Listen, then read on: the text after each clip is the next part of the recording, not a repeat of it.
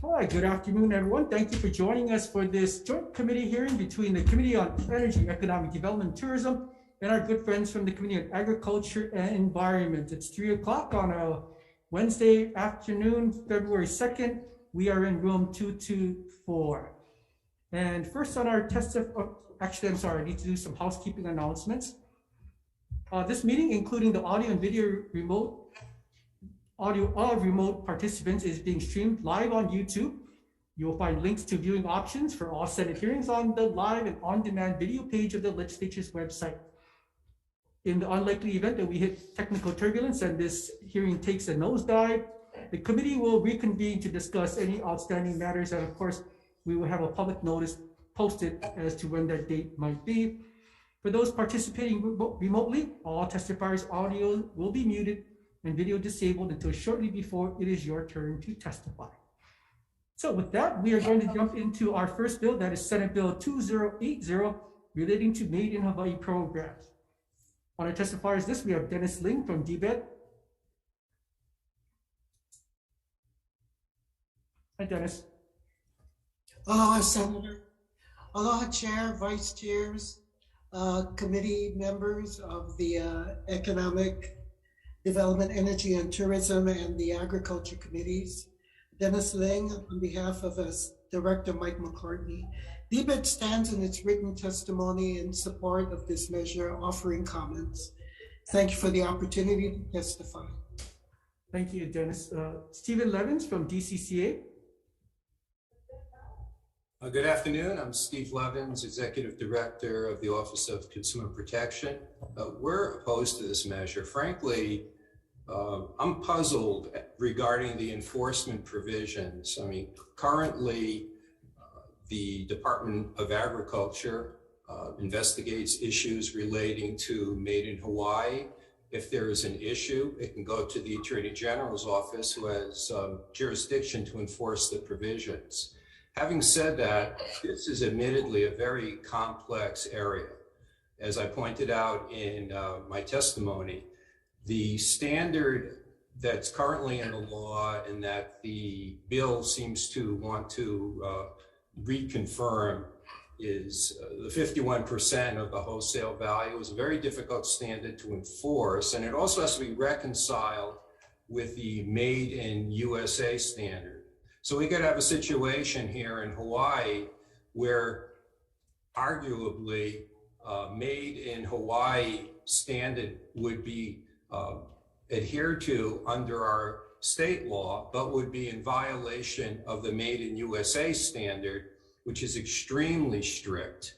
The Made in USA standard establishes that the item has to be made in the USA, and it has to be all or virtually all made in the USA, which is obviously not going to be 49% or 40% or 35%.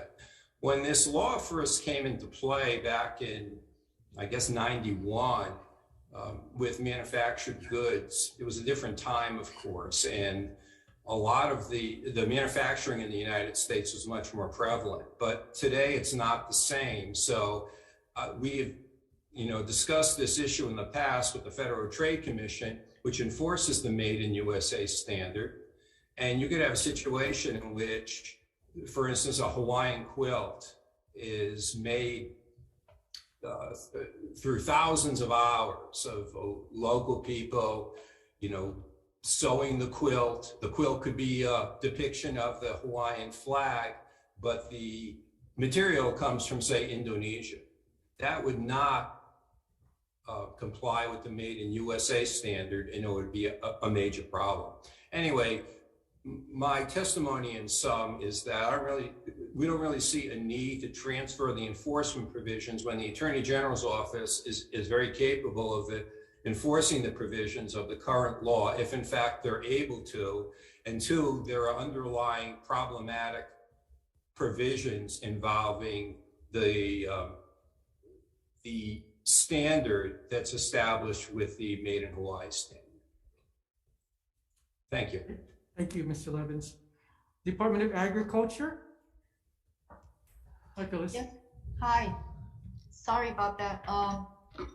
Mahalo chairs, vice chairs, members of the committee. We'll stand on our written testimony, offering comments, and we support the bill with reservations. Thank you, Phyllis. We have Nicole Galassi has submitted commentary. Eric Tenori has submitted testimony opposition. Brian Miyamoto, commentary.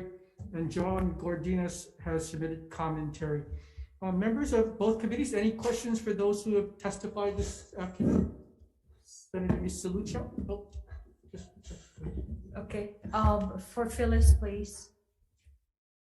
Just wanted to have a better understanding of the extent of our current program. How many farmers or producers or craftspeople participate in our program? Thank you for the question, Senator. I'd like to ask Sharon Hurd from Department of Ag, who manages registering people under Native in Hawaii with Aloha. Sharon, can you please answer Senator's question?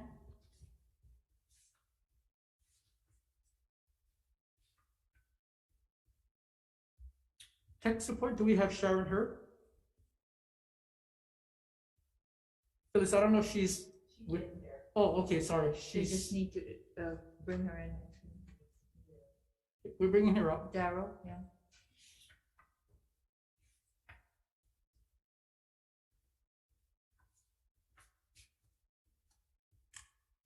I sent her a request to unmute herself, but she's not doing it. Sharon, if you can hear us, can you unmute yourself?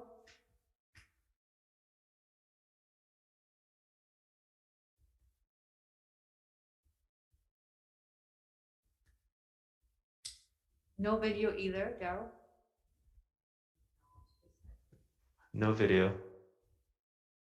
Okay, anyway, because we can get that information to you since she's having connection problems. okay. So do we charge for them to participate in our Made in Hawaii program? I don't believe so, but I'll have, it's unfortunate that Sharon can't be heard. Yeah, I guess I just want to make a point that if ever we do proceed with this program, whether it be under, well, with the new proposed bill under DBED, that I think she's there now. Oh, nope. Wrong one. I think Morris Atta, Deputy Morris Atta is calling her and trying to find out the answer to the question. Morris, did you get an answer to the question from Sharon? Were you talking to Sharon, Morris? I was actually talking to Bonnie. Oh, okay. So I didn't quite hear the question, sorry. So the question, Morris, is how many entities participate in the program as it currently stands? I wanted to get a better understanding. Ooh. Yeah, Sharon's having connection problems, so we'll follow up. Is that her calling in? Yeah, because Sharon is really the one who has all the details and the numbers. And are we charging a fee currently? And I guess I know one of the, go ahead. It's 90 members with no charge. With no charge, okay. So, and do we have any requirements for them as far as like how much volume they have to participate in order for them to participate in this program? Or is it? Yes, hang on. You know what, it's okay. You know what? We can send the, there's a form that they have to submit, and then we make the determination if they qualify. So we could share that information with you.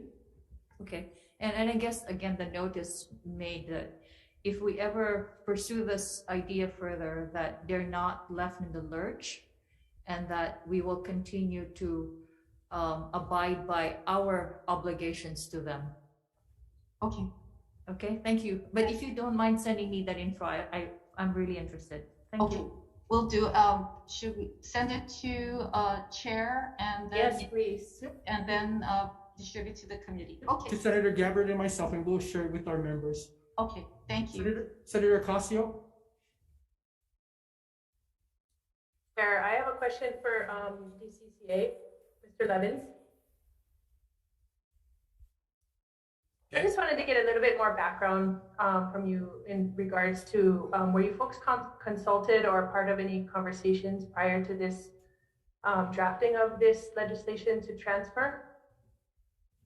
I personally was unaware of anything, and I don't believe the department was. Okay, and then as far as your testimony seems to mostly focus on enforcement issues and the difficulty in really determining that 51% or the Made in Hawaii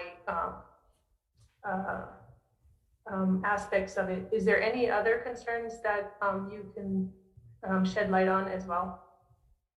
Well, I guess my original point is that putting aside the challenges in addressing the 51%, the way it works right now is the Department of Agriculture determines whether a company or an individual, if there's a problem with their assertion that you know something is constitutes this Made in Hawaii, and if there's an issue regarding that, they can go to the Attorney General's office to enforce it. If someone is misrepresenting that, they can go to them for enforcing the rules or the laws that the Department of Agriculture enforces. So in view of that, personally, I don't see the need to transfer it to another enforcement agency when the Attorney General's office is quite capable of making the legal determination whether something should be enforced or not enforced. And then, you know, there are other issues associated with the 51 and 49%, but that's sort of a separate issue that I just felt I wanted to make the committee aware of. Okay, thank you. I yield. Yeah, thank you. Members, any further questions? I have one quick question for Dennis Ling.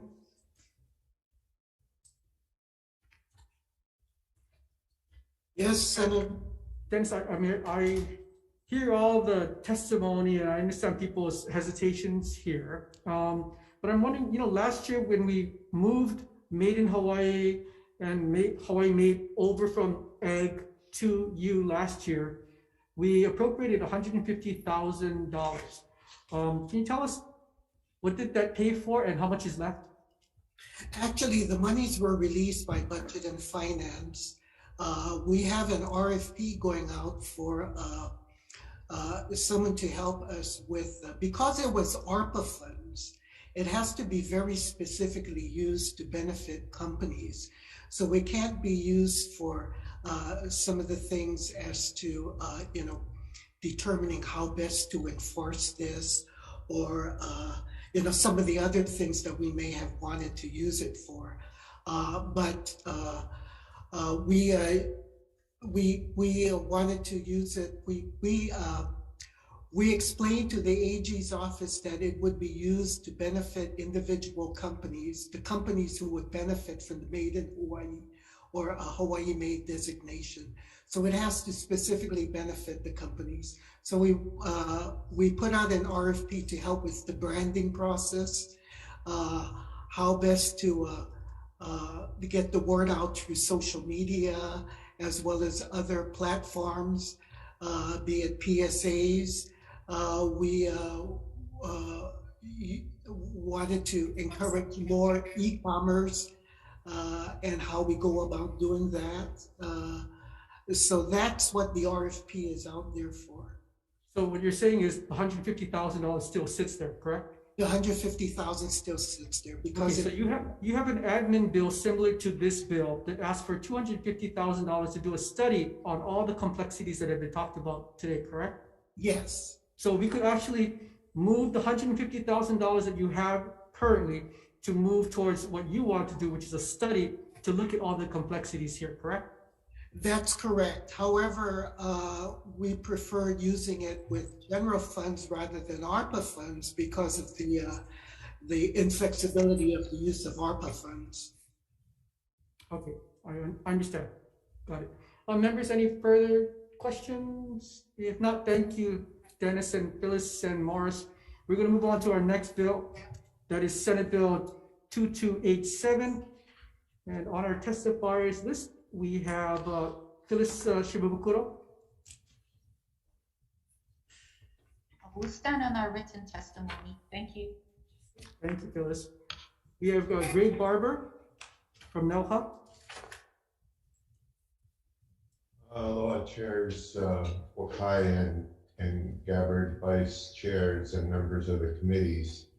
NELHA appreciates the intent of this measure. However, that the measure is unnecessary. Legislation provides broad powers to NELHA and gives maximum flexibility to the board of directors to do aquaculture, and be happy to answer any questions. Okay, thank you, Mr. Barber. We have Brian Miyamoto from the Farm Bureau. Thank you. Good afternoon, chairs Lokai, Gabbard, vice chairs Misalucha and Nishara, members of the committees. Brian Miyamoto here on behalf of the Hawaii Farm Bureau. We'll stand on our written testimony in support of this measure. Thank you, Brian. Okay, that's all we have, members, for those who are joining us live. Any questions of those who have joined us? Yes, Senator Casio. Thank you, Chair. This is for NELHA. Similar question, because it seems like, of course, the intent is there and you appreciate that intent, but I'm wondering if you folks were consulted in the drafting of this legislation as well, and if there's anything you can share with me about that. Yes, we had numerous discussions with Chair Kai. Yeah. Oh, okay. And then thank you for sharing about you're elaborating on why you think it's not necessary at this point. But okay, mahalo. I yield, Chair. Thanks, members. Any further questions? Yeah, Senator Revere. Thank you for NELHA. What does this in practice do, this bill? It sounds like you already have authority or leeway to support aquaculture. Is there any threat that authority would be taken away? Why is this bill necessary? Let me answer by saying that, NELHA's mission has evolved significantly over the past, actually 50 years. We were initially established in 73, 74 with the oil embargo and the state's dependence on fossil fuels.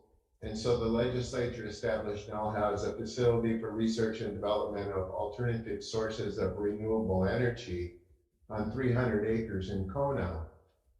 But by 1984, it became apparent that seawater being pumped for ocean thermal energy conversion could also be used for other profitable uses, namely aquaculture, commercial purposes such as marine biotechnology, air conditioning, and desalinated drinking water. And new legislation was passed by the legislature, allowing NELHA to host commercial business ventures on its property. And in anticipation of the growing business needs in '85, the legislature created the Hawaii Ocean Science and Technology Park on an additional 550 acres. And in 1990, the legislature merged NELHA and Host Park. In 1993, the legislature further expanded our role to include economic development to broaden our role. And in 1995, the legislature transferred the Center for Excellence for Research in Ocean Sciences to NELHA from HTDC. In 1997, our legislation, or our mission was further amended to include ocean-related research, technology, and industry. And the next year in 1988, it was further expanded to allow economic development and to generate additional revenue in growing the park. So as these commercial tenants in the legislature's wisdom to broaden our powers to allow us to become self-sufficient with land rents, seawater purchases, we were able to become self-sufficient and have been self-sufficient for 15 years with these broad powers that the legislature has given us in this wisdom. So that's why we don't really feel this is necessary. The board, you know, with University of Hawaii, BBED, DLNR, County of Hawaii, you know, makes decisions on the kind of businesses that can be in the park to make use of these unique resources, natural resources and ocean waters that we have. And frankly, that's, you know, because of the legislature giving us these broad powers, that's why I think we've been moderately successful over the years. So, you know, mahalo to the legislature.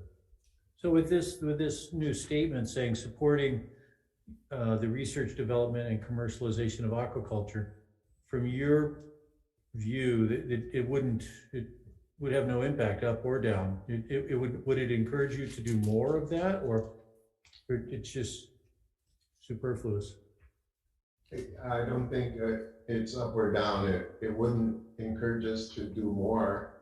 You know, that's why I kind of feel that it's hate to use the word unnecessary, but okay, you know, thank you. We're doing well. It doesn't give you new authority. You already have the authority. That's our position, yes. Thank you. Thank you, Chair. Sure. Members, any further questions?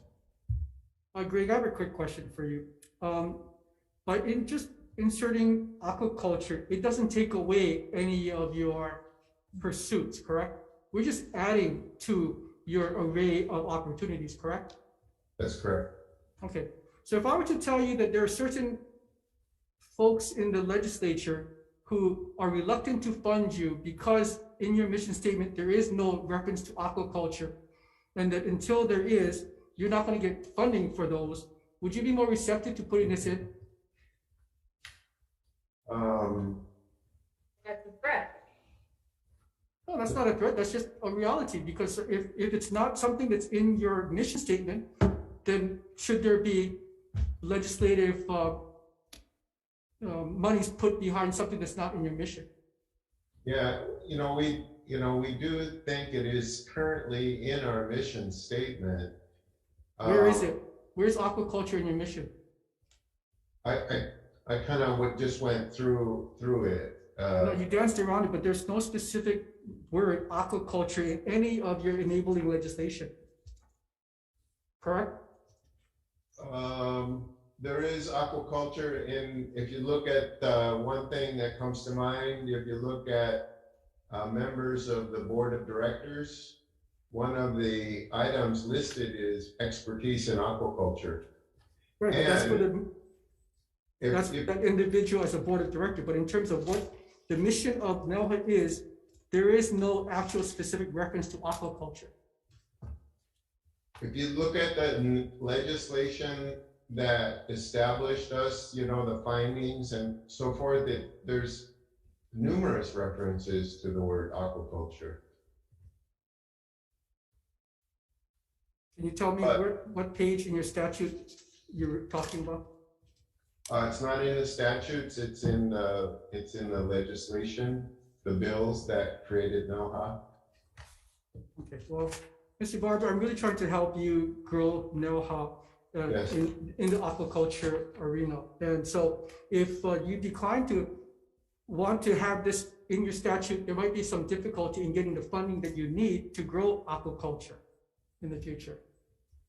So I'm not too sure why you're against putting this. This doesn't take away any of your flexibility. It adds to your opportunities. That's correct. And we appreciate all your support over the years, Senator. Okay, thank you. Members, any final questions for on this bill? Okay, thank you, members. Thank you, Mr. Barber. Thank you. Move on to Senate Bill 2473. On our testifiers list, we have Chung Chen from DBED. Good afternoon, chairs, vice chairs, and members of the committees. Here testifying for our director, Mike McCartney. DBED stands on his written testimony in support of this measure. Thank you. Thank you, Chung. James Nakatani from EDC. Thank you, Chair and Vice Chairs. My name is Jimmy Nakatani, Agribusiness Corporation. We stand in on our written testimony and with comments and in support of the intent. I just want to add that if you pass this legislation, that you amend our chapter 163D, section 8.5, and that would give us more autonomy. Thank you. Thank you, Mr. Nakatani. Phyllis Shimabukuro. Thank you, Chair, Vice Chairs, and members of the committee. The department will stand on its written testimony, offering comments. Thank you, Phyllis. And we have Bronson Ozama. Aloha my co-chairs. This is Bronson Azama speaking on behalf of Hawaii Food Plus policy in opposition to this bill. We'll stand on the written testimony, but just some further comment is just the understanding that, you know, this particular the Agribusiness Development Corporation has had a long time and long opportunity to really benefit our industry, our agriculture industry, and we feel that these resources should be better placed to go directly to our farmers and those directly working in the food systems, rather than trickling down always. And with us having questions of where do these resources go? I know there is a large amount of public opposition to this particular group. And there's going to be a whole lot of speculation furthermore, as like this seems sort of like a Hail Mary to save this this organization. So we'll stand with our written testimony in opposition to this bill. Mahalo. Okay. Thank you, Bronson. And members, that's all I have for our live testifiers. But just to give you the score sheet on this bill, we have 2 pieces of testimony in support, 30 opposed, and 2 with commentary. Members, any questions of those who have testified on this measure? Yeah, I get one. Yep, Senator Favela. I guess this for, James. Yeah. Nakatani? Yes, please. Thank you. My question is, going forward, and now I've been hearing this a lot here. What lands that we had secured now going forward in doubling or going forward in or doubling our food supply? Do you guys have any idea? The only reason why I guess some of the my colleagues are thinking about moving it around is because I don't know. For me, I've only been here a short time. Since I've been here, I didn't see any movement in the department. So I'm just asking, maybe this is the reason why this measure was brought up, because they want to see, a lot of people want to see the double or the future of the growth of agriculture. So do you have any idea on how we can do that, and how we can educate people out there where to find this and start farming? Yes, so Senator, if you look on, well, you're more familiar with Oahu, yeah? So if you look at the central, like the Galbert area and there, that was our first development, and was like, okay, so we developed 400 acres in the Galbert area, and that was for small farmers, but that was a mandate of the city and county of Honolulu when we purchased the parcel. Now, across the street, we developed about 600 acres plus, or maybe closer to 800 acres of diversified agriculture. And that's already been finalized, and people are farming over there. And our next project was that from the purchase, about 800 acres of land, plus we just we gave out leases or licenses right now, and they're in the process of getting their conservation plans, etc. And basically all of that is food production. Now in Kauai, we have plans to maybe, if we get the funding, to help, because the needs are smaller farmers and they can't really afford to do it by themselves. But this is with KAA, the Kauai Agricultural Association, and their plan is to develop 500 acres of smaller or smaller farmers. And the lot size, I'm not sure, but I'm thinking like 20 acres, 10 acres, and everything. But this is a kickoff, and that's for mostly food production. So we are changing, kind of thanks to Senator Gabbard influence and everything else like that in kickoff. We are looking a lot more to doubling food production. We also, often get, although hemp is not a food production, but produce, but we always get, inquiries with that. And on Oahu, there's a person that's interested in growing hemp. And the good part about this hemp is that it's not for so much medicinal purposes, but it's for, wood products and hemp, hemp concrete and everything else like that, which I think is really innovative because, they tell me, when they tell me that hemp wood is termite resistant. So, and then we have a lot of termites, right? Especially in Ever Beach, in your area, you got a lot of termites. So that's something that on the horizon looks very promising. Well, thank you for that. So you brought up hemp. But in the governor's office, he has all of that stuff you just said, including hemp rope. I learned a lot from Senator Gabbard talking to the hemp people. I didn't know the Navy and the rope, the strongest rope that is made out of hemp. And, yeah, even the concrete that's being made out of hemp give off the gases or the heat or all of those things. So, but where are we with that? Because I know there's a lot of people in the agriculture and our state agencies too is not too keen on pushing this through. You guys can tell me what is the pushback? That's something that started. It's kind of in the early stages. So, and then I'm not sure how much land is available for hemp, and then that technology hasn't really hit Hawaii, and part of it is like I think they're talking to the hemp people. They're saying that, and a couple bills that was heard in the agriculture committee that there's some issues with hemp regulations, and it doesn't really make sense to encourage more hemp growers. Yeah. So until you resolve that issue with permits and everything else like that, that's something, even you got to process the hemp itself, that would present a problem, so hard to grow hemp if there's no end game. Yeah. So hopefully we resolve that in a short time from now, so we can encourage more hemp growers and everything else like that. Thank you. And hemp would be a good functional crop, for agriculture. Thank you very much. Thank you very much for that. Appreciate that. Thank you, Chair. Thank you for your time. Oh, you're welcome. Members, any further questions on Senate Bill 2473? Hello.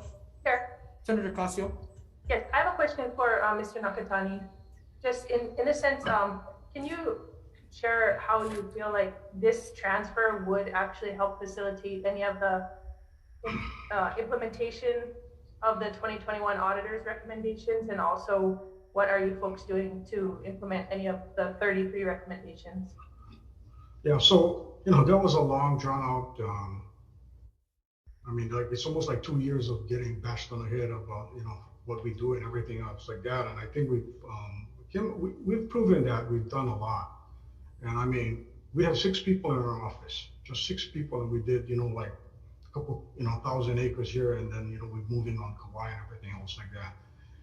And I just feel that from the auditor's report and everything like that, and it's kind of conflicting sometimes because they said, I want you to do small farmers, and our statute says, well, you're supposed to do big farmers, from plantation and everything. You're supposed to do the conversion and everything else like that. And I think there's a happy medium. We do small farmers and we do the big guys, but you need the bigger farmers to support the smaller people, and because we don't.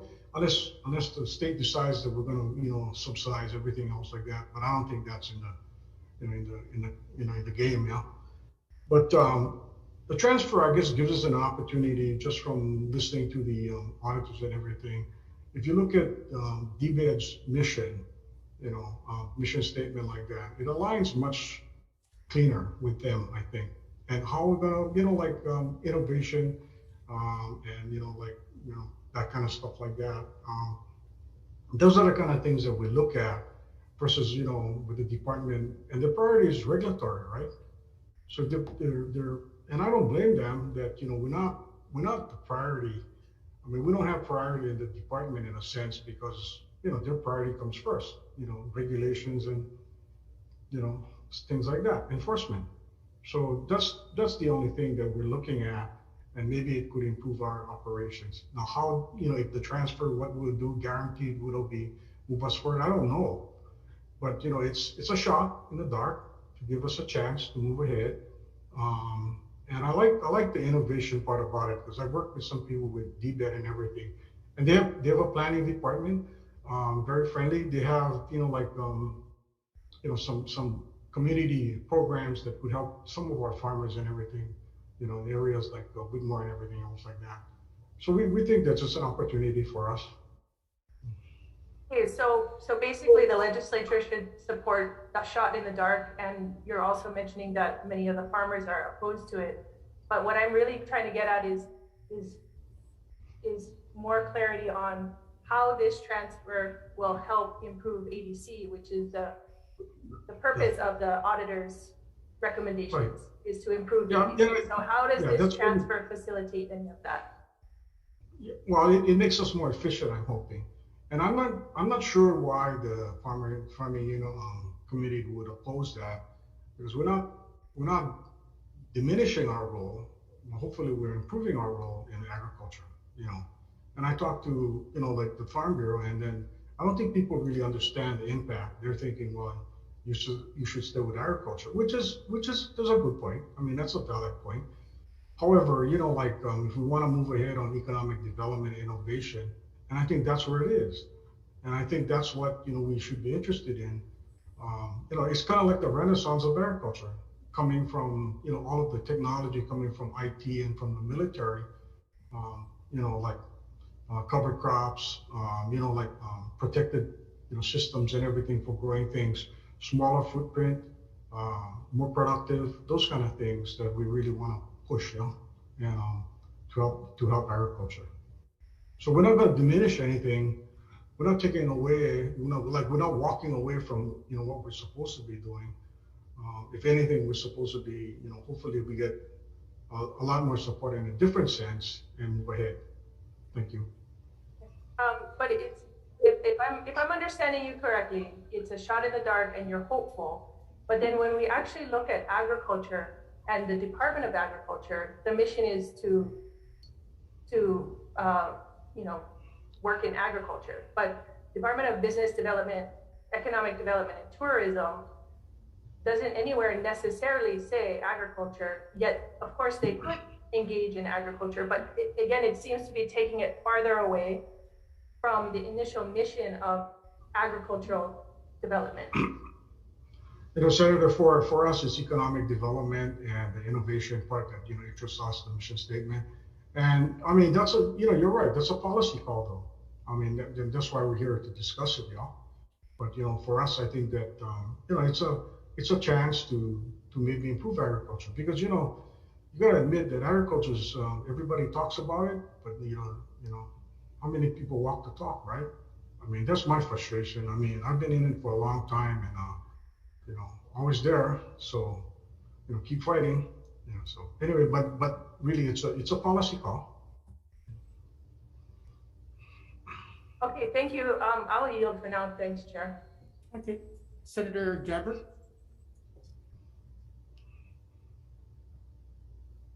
Yes, thank you, Chair. Either for Jimmy or for Department of Ag, my question, there's a lot of language in the bill regarding how the transfer would impact employees. Can someone explain or elaborate on how the transfer of employees will be achieved? Speak to that. I guess I can go first, Senator Gabbard. I'm not sure, but I can look at some of the, this is kind of and I think that this needs a lot more massaging to do the transfer. I can't tell you, because it's pretty general in how you transfer. I'm not the legal person to look at all of the statutes and say you need this part. All I know is like 8.5 is something that's kind of stuck with the department, so you need to amend that section. and that kind of stuff. Now there's numerous sections on bonds and everything else like that. I think that's pretty simple. But the rest, if we can have the legal look at it, I think I'll be more comfortable. But my short answer is that I support the intent. I don't know the mechanics, and that might be something that we take a look at. Thank you, Jimmy. Thank you, Chair. Oh, Senator Rivera. Thank you. Thanks. Thanks for Jimmy. You mentioned something about hemp, and I thought I heard something about you're a little unsure on how much land we need for hemp. Could you elaborate on that? I think we're all interested in hemp and we're excited about it. But what is the plan, and who's supposed to be driving that expansion of hemp?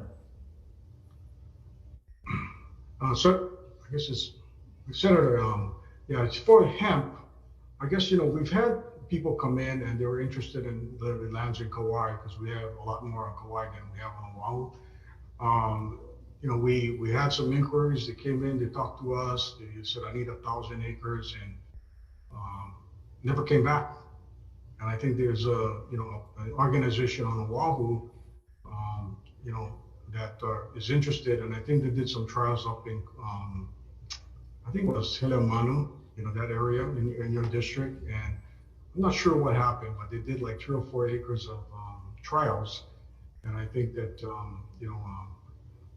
I don't know what the results were, but the thing is, as I mentioned before, I think people are having an issue, and maybe it's stopping them from moving forward with hemp just because of the Hawaii regulation on growing hemp. And I think that if we want to go down that road, we should kind of address those issues first.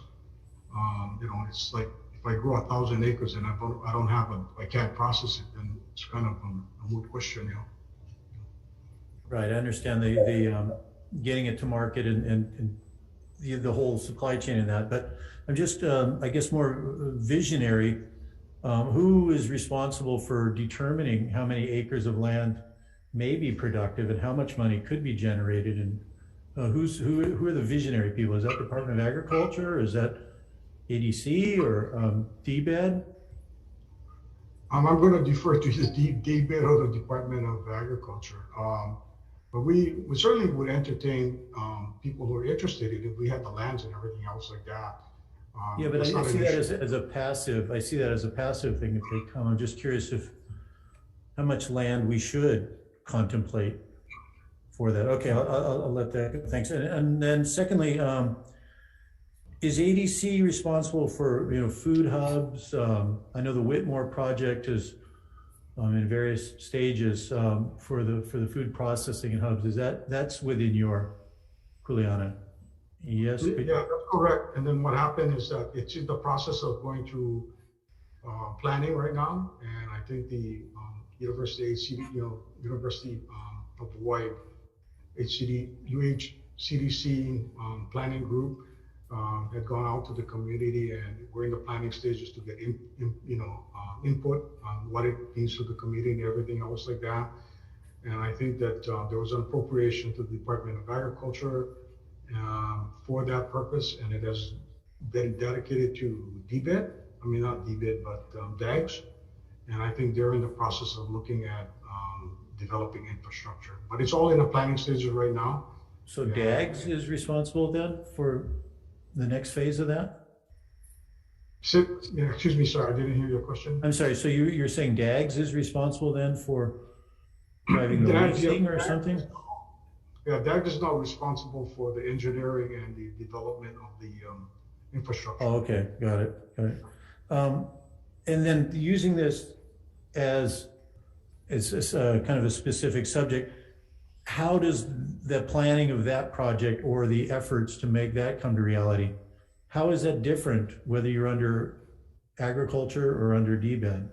How does your mission really change, I guess, is the question. I'm just curious how you get the efficiencies, or how is it improved by switching? Well, it's not going to change our mission. I think that when I'm talking about innovation, it's like we get more support, innovation support from another agency that's priority is economic development. If the the task or the priority is regulation and regulatory. I mean, that's not. I mean, it's not to say they don't do it, but that's not really their priority. Whereas DBED's whole goal is for economic development and innovation. So that's But what I'm trying to make. But the DBED research and all that, you can't tap that now? You can't ask them for support? Well, I can. I mean, but it's easier that if you're a part of a department to get that answer. I mean, you can ask and always ask, and everybody's been pretty cooperative. But you don't. It's not the same. Where the director can say, you know what, I want this project done, and doing that. I mean, it's pretty fine line, but I think maybe the differences are very subtle. But I think that it may make a big difference. And the And I said budget, before, that's something that's. I'm sorry. The budget item specifically for ADC, would that remain approximately static, or are you anticipating that would increase with DBED? Well, I'm hoping that it improves a lot. Yeah. Fair enough. Okay, thank you very much. Thank you, Chair. Sure, welcome. Senator Misilucha? Yeah, this is for DBED Chung. Yes. Okay, so Chung, and I know this is almost like a follow-up to Senator Gabbard's question about the transition. And I know that, at least in your testimony, it gives the impression that you've done some preliminary, kicking the tires a little bit about how where ADC is going to be domiciled. Can you share that insight with us? And at the same time, for instance, have you thought about, how to structure it and which agency it should be attached to logically, as well as you had asked for additional positions like fiscal accountant position and a procurement officer position. Could you elaborate and provide a little bit more detail on that, please? Yes, Vice Chair, thank you for your question. So, when we saw this measure pop up, I did reach out to Jimmy, the Executive Director for ADC, to just get a kind of an idea on where they are, what the challenges are, and what their needs are, so we have a better perspective and can provide somewhat of an informed testimony. We feel that, and as you know, we have many attached agencies ranging from energy to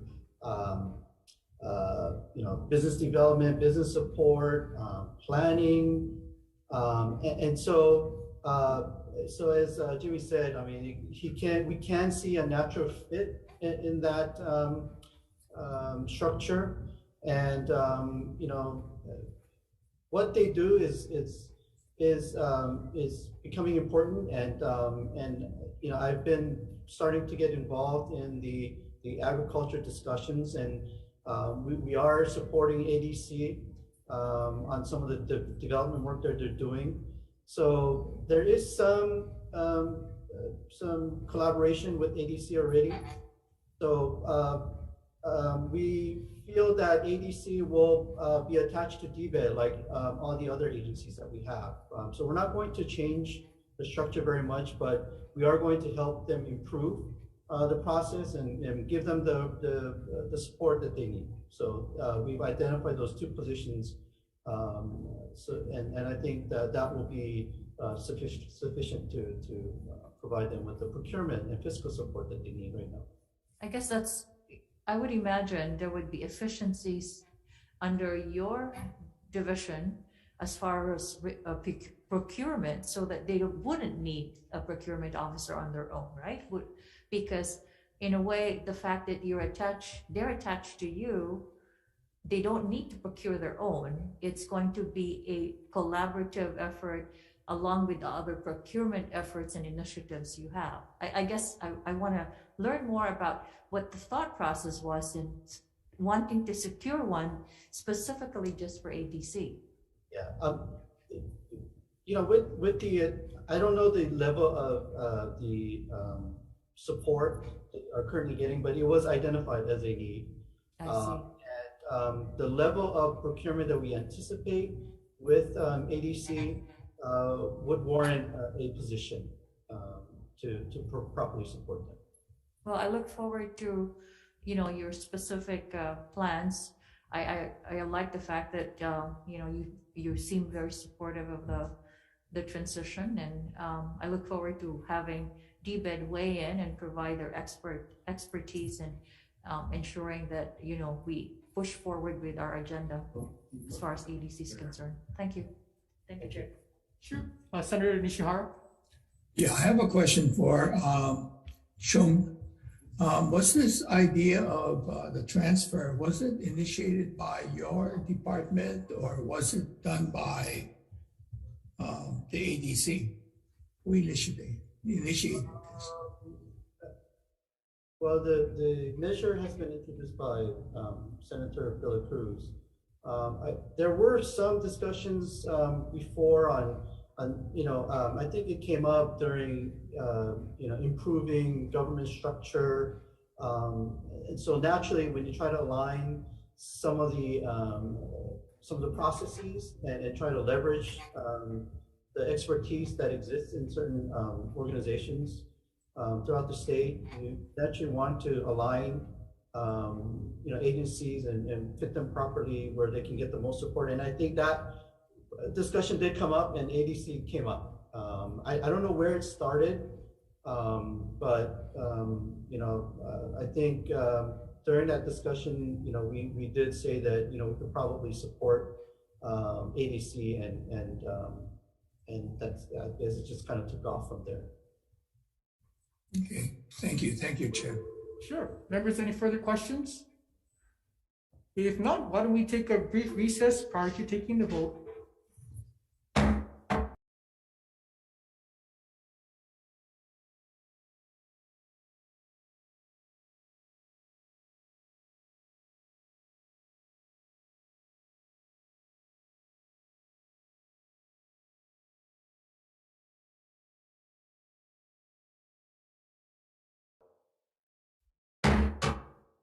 Welcome back. We're reconvening our Committee on Energy, Economic Development and Tourism and our friends from the Committee on Agriculture and Environment for decision-making on the three bills on our 3 o'clock agenda. The first measure is Senate Bill 2080 relating to Made in Hawaii program. The chairs and members have conferred and we are going to defer action on this measure. As I move on to Senate Bill 2287 regarding adding aquaculture to the statutes that create NELHA, the recommendation by both chairs is to move this measure out as is. Any discussion? If not, Senator Misalucha, I vote yes. Thank you, Chair. This is for the Committee on Energy, Economic Development and Tourism in reference to Senate Bill 2287. Chair recommends pass as is. Chair votes aye. Vice Chair votes aye. Senator Lee. Aye. Senator Revere. Aye. Senator Favela. Reservations. Chair, your recommendation is adopted with 5 votes. Thank you. Oh, Mike, you're muted. Oh, I'm sorry. There you go. Oh, I'm not. Oh, no. Oh, the host. Okay. It's your turn. Same recommendation for AEN. Chair votes with reservations. Vice Chair? Oh, Senator Nishar, you're muted. Oh, now you're unmuted. Yeah, reservations as well. Senator Ocasio. Reservations. Senator Rhodes. Aye. Senator Favela. Reservations. Okay, motion is adopted. Thank you. We're moving on to the last bill on this agenda. It's Senate Bill 2473 relating to economic development. This is a bill to move ADC from Department of Ag to DBED. The chairs have conferred. The recommendation is to take ADC's recommendation, which was to repeal Chapter 163D-8.5 HRS. The testimony was that this would give ADC complete autonomy from the Department of Agriculture. That is the recommendation. Members, any discussion? If not, Senator Misalucha, I vote yes. Thank you, Chair. This is regards SB 2473. Chair recommends pass with amendments. All 5 members present. Are there any reservations? Reservations? Any nays? Chair, your recommendation is adopted. Thank you. Same recommendation for AEN. Chair votes with reservations. Vice Chair. Reservations as well, Senator Ocasio. No, please. I'm sorry, what? No. No. Okay. Senator Rhodes. Reservations. Senator Favela. Reservation. Motion's adopted. Fantastic. Thank you, everyone. We are adjourned.